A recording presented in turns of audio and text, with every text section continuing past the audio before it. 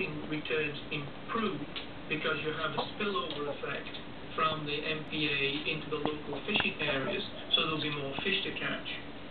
Other ones relate to transformation of the economy. We particularly worked with how can you derive more income from ecotourism, and how can those incomes go to local villages and help replace more extractive fishing activities. So if I were to look you guys just hanging out? What portion of it, what percentage of the ocean you really like the radio, don't you? The world are considered to be in protected zones? Well, now it's just over 1%. Sorry, it was me. Is considered to be protected. Again, what is protected? Not all those necessarily forbid fishing, for example. So, in Canada, every marine protected area is supposed to have a no-take zone. Under the Parks Canada marine protected so no-take zone. There is only one established at the moment, and that no-take zone was 3% of the area.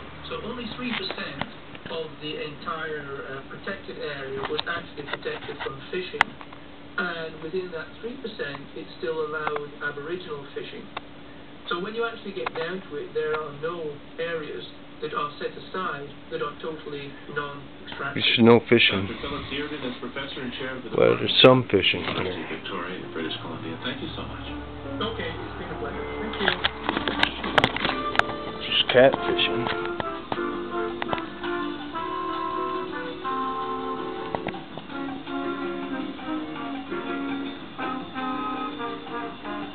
What you got? I got one. Oh, I got one.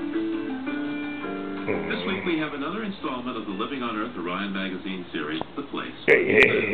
For more than a decade, Orion has invited readers to put their memories of home on a map and submit essays on their website. Oh, dear. And now we're giving them a voice.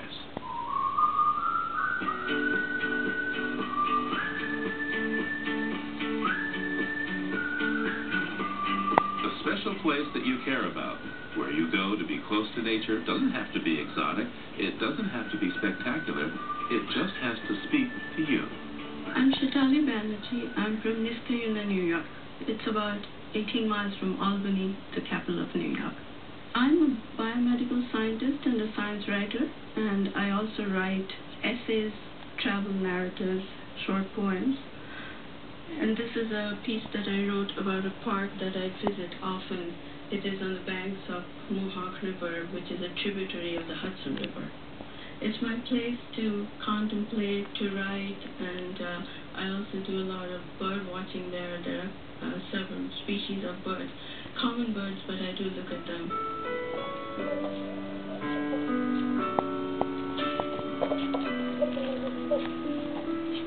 Chasing a squawk across the Mohawk River. Hot, parched parking lot eases into cool, shady oasis beneath maple and cottonwood trees lining the Mohawk-Hudson Hike-by Trail. I settle down on a bench as the air fills with swirling wisps of cotton.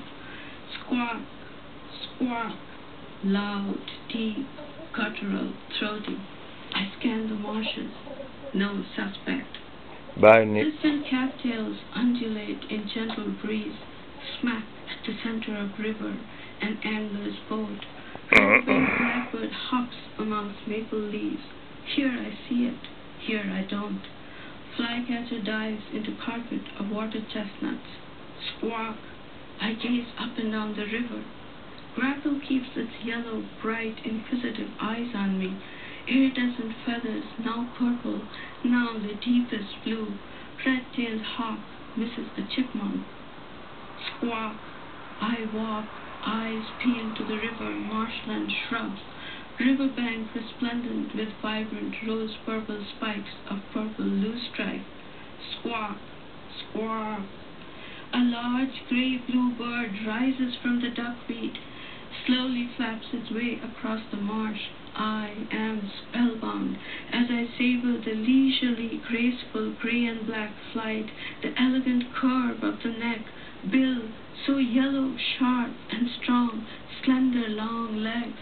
It lands on driftwood, composes itself, then starts stalking with deliberation. Stilt-like legs cover stretches of marshland in the blink of an eye. Yellow, gimlet eyes, intense and focused. The beak dives in and out. My binoculars tremble as I watch a primal struggle unfold. Gulp, squawk, squawk. The great blue heron. I stand at river's edge, mesmerized. Shatali Banerjee lives in this Hello, Roo. How you doing? place where you live. Woo-wee. Our collaboration with Orion Hey, little Roo. How to submit your essay by visiting our website. Hey, Nick. You up for the night, huh? Right.